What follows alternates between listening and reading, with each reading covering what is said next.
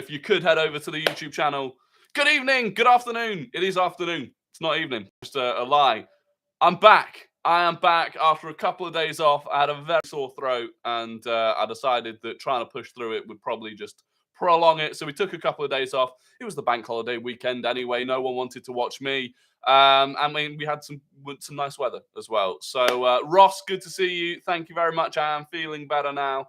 Adam, Humbro, Henry, Bolton, good to see you all. Look, we're back. We're back. Your daily Arsenal news, updates, reactions, and my opinion, of course. If you are new to the channel, please do subscribe. Bottom right-hand corner. It really does help me out. We're still on our way to 2,000 subscribers. We're about 130 away at the moment. Quality is shocking. Yeah, I apologize. Probably the internet. But look, lots to get into. Obviously, a couple of days worth of news. Some big news this morning around Charlie Patino. Shock news. Didn't see it coming. Good to see you, Luke. Am I going tonight? I am indeed. The stream is early today. If you're watching this on a VOD because you missed the stream, the reason I've gone live early is that Arsenal women kick off at 5:45 at the Emirates this evening, and I shall be there. If you're on TikTok, I appreciate you. I'm live on YouTube. Link is in my bio. Please do head over and subscribe. It means the world. Sucks to sell Hale End talent after players like Gnabry, Willock, and Benassa have flourished in other clubs. Yeah, and we'll talk about that. But there is another angle to it that I do think we have to bear in mind. So, look, we're going to talk about Charlie Patino. We're going to talk about Josip Sutalo, Croatian centre-back that is on Arsenal's radar. A little bit about Raphinha at Barcelona. I've also got the latest from Arteta's press conference this morning. Of course, it's easy to forget. There is still Premier League football to be played. We do play Chelsea tomorrow evening, and Ross says he will be at the sold-out game tonight as well. Yeah, unbelievable. Arsenal women, if you didn't know, have sold out the Emirates this evening. 60,000 tickets sold for the Champions League semi-final. Going to be a great atmosphere. And of course, we will have Guess the Gooner before the end of the live stream as well. Trossard should start tomorrow. We'll talk a little bit about that. We will talk a little bit about that. But first, let's get into Charlie Patino leaving. This was a really unexpected announcement, or not announcement, but article from David Ornstein in The Athletic this morning. He said Charlie Patino is set to leave Arsenal permanently this summer. The 19-year-old wants regular first-team action, which is unlikely for now, and he prefers not to exit Arsenal again on loan.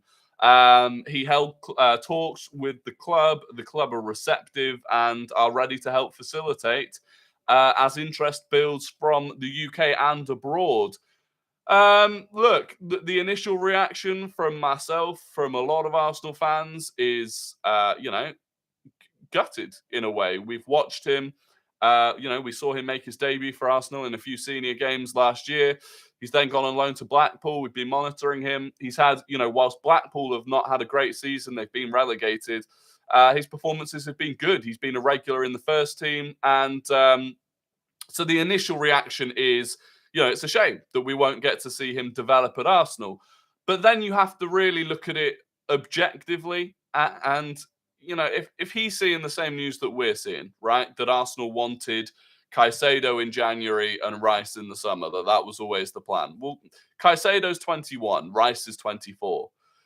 That's the midfield for at least another 5 years if we get them both. Sorry, I need a drink. That is the midfield for another 5 years if we get them both. If he wants to be a regular starter, I can understand why he'd leave. Now, of course, we might not necessarily get Caicedo and Rice, but if that was the plan, to spend an awful lot of money on that midfield, I can fully understand, why Patino might feel that he's not in the future plans. And look, I've seen a couple of things since this came out. From one thing from Team News and Ticks, who is a good source, who said that Patino isn't necessarily as highly rated within Arsenal as he is by the fan base. So it's how good actually is Patino? People are saying different things. Well, you never know, right? You put a 19-year-old in a Blackpool team in the Championship that are fighting relegation. It's not as easy to understand how good he'd be as if he was in Arsenal's team, right? In the same way that you could throw any midfielder, you could throw Declan Rice into Blackpool.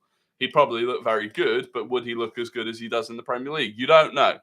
And so ultimately, I think it probably suggests that Arsenal themselves weren't able to reassure Patino that he would get any first-team football in the next couple of years, which suggests that we are going big on midfielders this summer. And the step now is to make sure that we strike a good deal, that we sell him in a good way. JJ, you can jog on, pal. You little embarrassing fool. We will remove you. I still don't even know how to block. How do you block people? Hide user on this channel. There we go. That's him gone.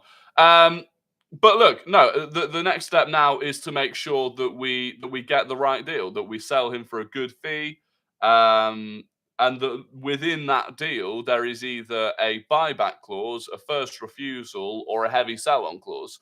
We have to make sure that what we don't see is Patino go to, I don't know, Fulham, or sort of a mid to low table Premier League team, perform really well, and then get snapped up by a top 6 competitor a couple of years later. So that's the main thing now. I actually think Saliba is not going to come back until next season. We'll get into that in a minute. Obviously, Arteta has spoken about Saliba in today's press conference. Do you think we should keep Granit Xhaka next season? Yeah, I think we'll keep Granit Xhaka next season.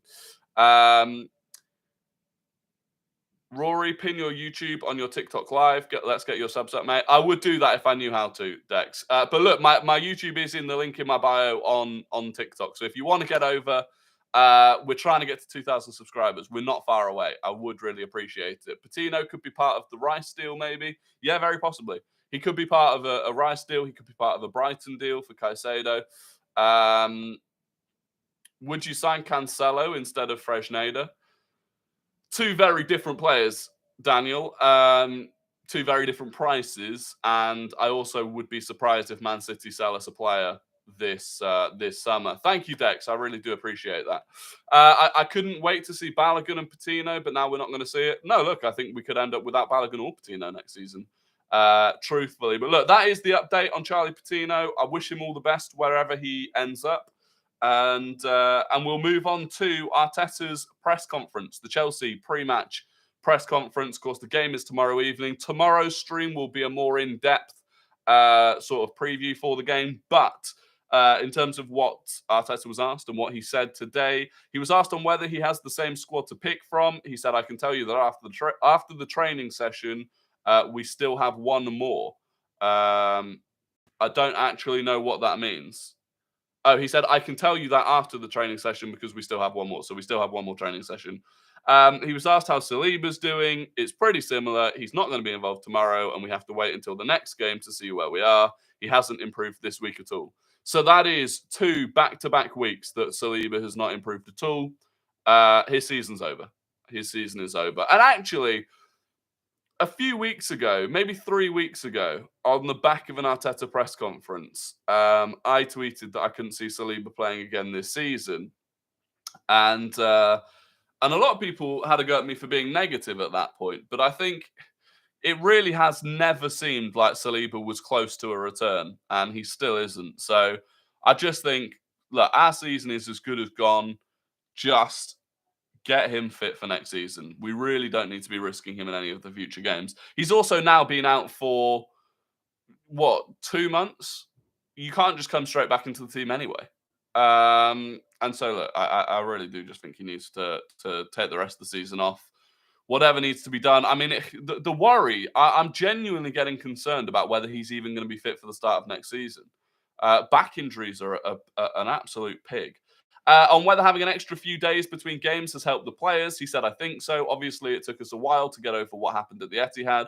We don't want to accept that, but you have to recognise that on the day, they took the game to a different level and we didn't reach that. They were better than us and deserved to win the game." I mean, he wasn't even asked about that, but he's kind of reinforced again that we were really beaten by the better team, which is fair enough. We were. He was asked about how he sees the title race now. He says, "Win tomorrow. That's what we have to do. Within the disappointment and the spirit around the club, we need to do 2 things. recognise what a lot of people around the club have done to get us back into the Champions League, which was already a difficult thing to achieve. Not a lot of people were very optimistic that we had the ability to do that at the start of this season, and we need to start recognising the good work that a lot of people have done to achieve that. And he said the second thing, which I like the most, is that even achieving that with 6 games to go, something that hasn't happened in more than a decade at this club, we're still not satisfied, still upset, and we still want more.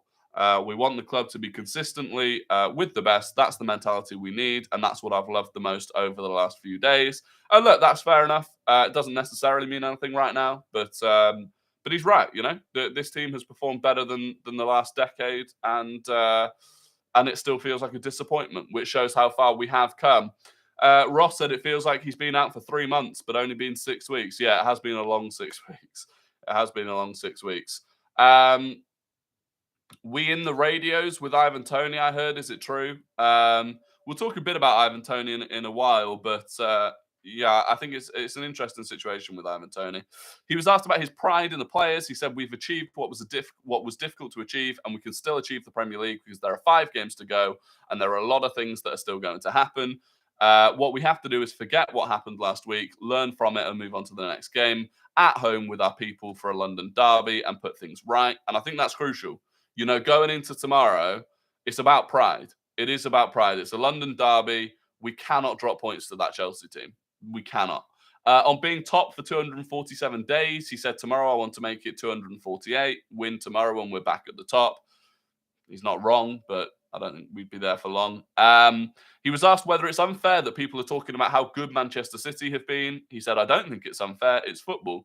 We are Arsenal Football Club, and we have to be there to win every single trophy. These are the demands. What happened in the last 50 years, that's not the reality, but the demands have to be there. The things that I like, I think he must have meant 15 years, not 50 years, because we have been at the top in the last 50 years. The things that I like the most are, great, we're in the Champions League, and everybody isn't satisfied with that situation. Look, there's a lot of that repeated theme of, look, we've made it into the Champions League, we're proud of that, but we're disappointed, and, you know, we need to do more next season.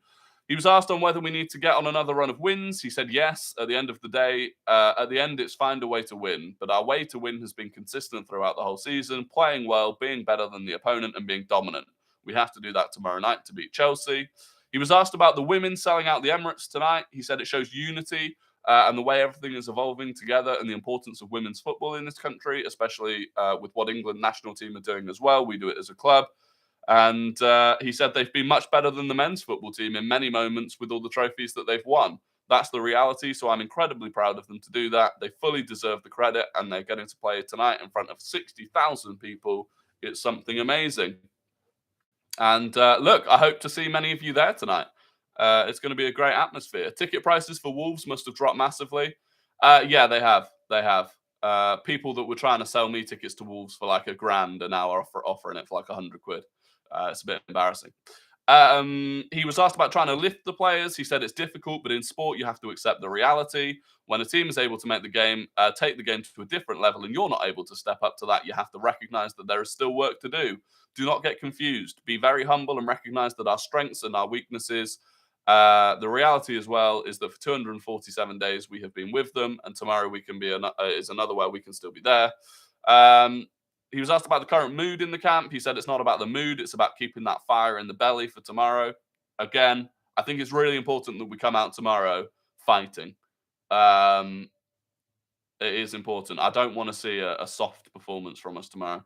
He was asked on whether the pressure has switched to Man City. He said, now it's not in our hands, but what is in our hands is to win our games. That's what we're going to try and do, and the rest is down to City. He said on whether he's settled for second place. He says no. He was asked on what gives him hope that City will slip up. He said how tough it is to win every single game. It's not something that I saw last week. It's what I've seen for 9 months. Otherwise, they would have won every Premier League game, and they haven't done that. He was asked about how key Saliba's injury has been. He said, I don't know. He is a very important player, but I don't know how to quantify it. I don't know how to quantify Gabriel Jesus being out for 4 months, Eddie Nketiah for 3 months, Emile Smith-Rowe for 4.5 months, Kieran Tierney for a few weeks, Tommy Yasu for 3.5 months, maybe now 6 months. This is football. So a bit of an acknowledgement there that we have had a lot of injuries this season. He was asked if there was one thing he would do differently against Man City, and he answered, win. Fair play. Couple of more things where it's just about how the players are feeling. Don't really care. He was asked about our summer plans. He says we're going to look at what we can do and what is the best strategy for us to move forward to improve and reach the level we want to reach. It's going to be another competitive summer window because we're going to be 8 or 10 clubs with huge capacities to improve, and we know that. Asked on whether that is down to individuals or a collective in terms of composure in our last games, he said, I think it's a bit of both. On what he thinks has gone wrong at Chelsea this season, he says, I don't know. That's for them to analyse, not for me. And then there's a bit more waffle. I mean, a lot of that press conference is basically, we're very proud of what we've achieved this season. The season isn't over. It kind of is. And that we need to kick on next season. And that is fair enough. What block are you in later? I don't know. I'm behind one of the goals in the upper tier. I can't remember what block.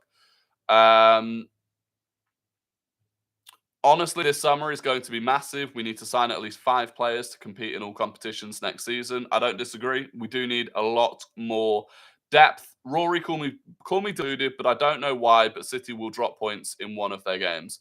They may well drop points in one of their games, but for us to get back into it, not only would we have to win all of our games, Man City would have to draw one and lose one. And that's not going to happen. Would you like a fit Donny van de Beek? No, I wouldn't. Was Mark Guehi linked to Arsenal yesterday? Yeah, Guehi was linked to Arsenal yesterday. Obviously, the Crystal Palace centre-back, good player. My worry with Guehi is that, A, he'd want first-team football, which I don't think he'd get at Arsenal, and or consistent first-team football. I don't think he replaces either Gabriel or Saliba. And B, looking at sort of Crystal Palace's history of selling young English players, they'd want a lot of money for him. And I don't know if that is the option. So look, that was everything from Arteta's press conference. Margaret's asked if I'm going to the last game of the season. Yeah, as long as I can get a ticket, I will do. Would you rather have Caicedo and Rice or only sign one and instead use that money to strengthen in other areas? I want Caicedo and Rice. They're like literally the 2 priority signings for me this summer. Josip Sutalo. Arsenal scouts are expected to travel to Croatia soon in order to watch Dinamo Zagreb centre-back Josip Sutalo. I think this came from Foot Mercato. They said that we've been told that Arsenal have been following him for at least 6 months. Fiorentina, Leipzig, Fulham, Wolfsburg, and Manchester United are also all interested in him. So who is he? He's 23 years old, right-footed, 6'2", centre-back for Dinamo Zagreb. 2 goals, 9 clean sheets in 23 appearances this season, including that 1-0 win against Chelsea in the Champions League. Now, look, again, it's another option. He's probably going to be in the region of 15 million, so it would quite comfortably be backup for William Saliba. I'll be honest, I've never seen him play. I barely recognised his name until I heard about it yesterday. But there's clear intention from Arsenal to replace Rob Holding as the backup right centre-back this summer. And this is another option. It's another option. So one to keep an eye on. Again, young. Ollie Harris, are you going to the women's game? I am indeed. That's why we're streaming a bit early today. Also, whilst you're here, please do smash a like on the YouTube video. If you're watching on YouTube, please do smash a like on it. It really does help me out. Sell Holding and bring in Nathan Collins. I've not really heard us linked to Nathan Collins, truthfully, but there are lots of options as a potential right centre-back option. For me, I think one thing is probably, if possible, because of where I want to strengthen in other areas of the pitch in terms of spending a lot of money to get Rice and Caicedo, I think for me it would be a big thing if we could get a Ben White style player who can play right back or right centre back. I think that would be useful. We'll get rid of you, Cole, you little fool. Get rid of him. So yeah, I think it would be quite useful for us to get a right centre back and a right back in one player. Whether that's possible or not, I don't know. But I think it would be useful. A little update on Raphinha. Obviously, we were interested in him last summer. We ended up getting beaten to him by Barcelona, who now are looking to sell him again, potentially because they're trying to bring back Lionel Messi. But either way, Barcelona are willing to sell Raphinha this summer, and Arsenal see his sudden availability as an opportunity too good to turn down. He would be available for the region of 50 to 60 million. Now, that's coming from Football Insider, which is a terrible source, so I wouldn't take it too seriously. But look, Arsenal were interested in him last summer. If he is available this summer on a bit of a cut price because Barcelona are trying to get rid, it wouldn't surprise me if we look at him again. He's not had a great season for Barcelona, truthfully. And personally, I've never been a fan of going back for players that have sort of turned us down previously. It's the reason I'm not interested in Vlahovic. But we'll see what happens. Thoughts on Kulusevski? Could join Arsenal in the summer as Saka winger cover. His obligation to buy isn't active if Spurs don't make Champions League. 1 year left on his Juve deal in the summer. Great option, in my opinion. Interesting. Yeah, I don't know what's going to happen with Kulusevski. I didn't realize that his obligation to buy was tied into the Champions League. I mean, the thing is, right? Kulusevski's fallen off a bit of a cliff. You know, he looked really promising when he joined Spurs, but certainly since the turn of the year, I don't think he's looked good at all. I'm not sure it is someone I'd be massively interested in. And obviously the Spurs connection, you know, sometimes that can work well, but sometimes it doesn't. Rory, do you think Southampton were hungry or we didn't try enough? I don't know if it was... I mean, Southampton were hungry, but they're also just not very good at football. And so it doesn't matter how hungry they are. You know, they were hungry against Newcastle yesterday. They went 1-0 up against Newcastle yesterday, and Newcastle didn't have a problem in beating them. So I just think we were naive. I thought, you know, to go 1-0 down in the way we did, the defending just wasn't good enough. It just wasn't good enough. And I feel like maybe at times as well, we were too cocky. Again, I thought we got cocky at 2-0 up against West Ham. And I think we went into that game against Southampton being cocky and we weren't defending properly. So I guess that could tie into not trying hard enough. Too much of looking ahead to the Man City game, maybe. Ticket prices have dropped in price for all of our games now. Yeah, massively. Unsurprising, to be fair. With so many reports on outgoings for our good players, do you think we will be ambitious in the summer? Yeah, I think this will be the biggest summer window for Arsenal in my lifetime, truthfully. In terms of how much we spend, in terms of how many players we sell. I really do think this will be the biggest summer of my lifetime. And look, I saw something earlier on. I think I tweeted about how crazy it is that even within Arsenal's fan base, so many people have seemingly just forgotten how good we were, like literally less than a month ago. You know, games against... You watched Man City at Fulham yesterday. Yes, they won, but it was by no means convincing. Whereas we went to Craven Cottage just over a month ago and absolutely slapped them. Like, people seem to forget that when we had close to our best 11 and we still had Saliba, we were playing free-flowing, unbelievable football. And someone replied to that saying that and this was an Arsenal fan saying, oh, we've bottled any chance we ever had and we're going to lose all of our players like we did in 2007, 2008. And I just don't think people realise how different a position the club is in now compared to 2007 and 2008. At that point, we had no money. We weren't able to offer players that deserved good contracts. We weren't able to compete in the transfer market. We're in a completely different time now. And so I think this summer is going to be, you know, we're not going to lose any players. We're not going to lose Saliba or Saka or Martinelli. And we're going to go big in the transfer market. So I found that one quite strange. What membership are you for Arsenal? As you seem to get tickets quite often. I'm only a red member, Ollie, but I just absolutely rinse the ticket exchange and spend hours and hours and hours on it. That's the only way I got tickets this season. On the centre-back that can play right-back, an option I think of is Benjamin Pavard. Yeah, Pavard is an option. I think he might be... He's either out of contract this summer or he's definitely looking for a move this summer as well, I think. How much do you reckon Saka goes for now?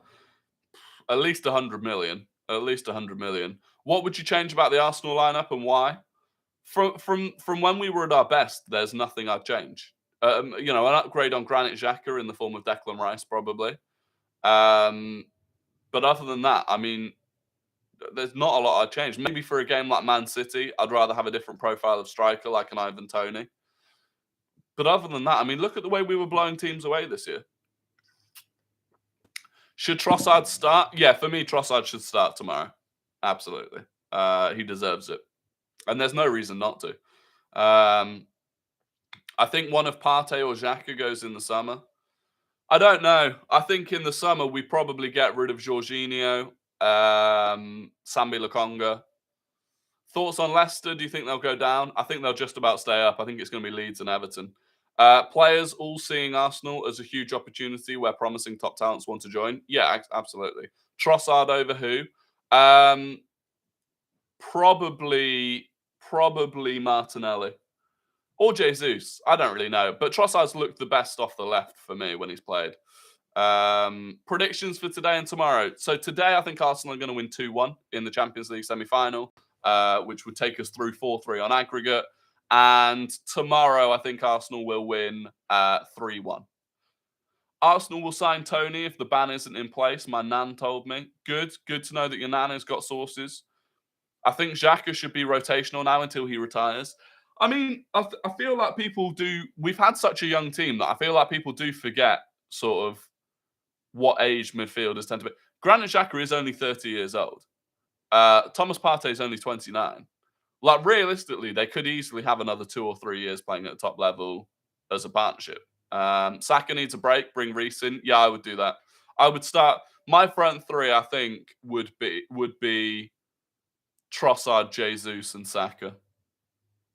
What reception do you think Alba will get? A bad one. I don't think he'll play, though. I don't think he'll play, but if he does play, I think he'll get a bad reception. Just from everything that he's done since he left. Nelson's looked class. Yeah, he has. Nelson's looked unbelievable. Absolutely unbelievable. Anyway, it is time for Guess the Gooner. The game where I give you an ex or current Arsenal player. I give you their career path without the Arsenal part of it, so you don't know if they're currently at Arsenal, if they started at Arsenal, whatever. You have to guess through it is. The pride goes to the person who gets it correct first in the YouTube chat. I mean, it is a huge badge of honor if you get this correct first in the chat. That for at least 24 hours, that pride stays with you. If you're on TikTok, my YouTube channel is linked in my bio. You can head over, get involved in the YouTube chat. Of course, you can just get involved in the TikTok chat as well. It is a tougher one today. I think it is a tougher one today. But whenever I think it's a tough one, there's always someone that gets it. So this player started at Atletico Nacional. They went to Nice. They went to Napoli on loan, then Napoli permanently, and then Al Nassr. So Atletico Nacional, Nice, Napoli on loan, Napoli permanently, Al Nassr. And people have already got it. People have already got it on YouTube. YouTube has beaten TikTok by a mile. And on my screen, it was MCWHD that got it first. It is indeed Ospina. David Ospina. Congratulations. Lots of you got it, to be fair.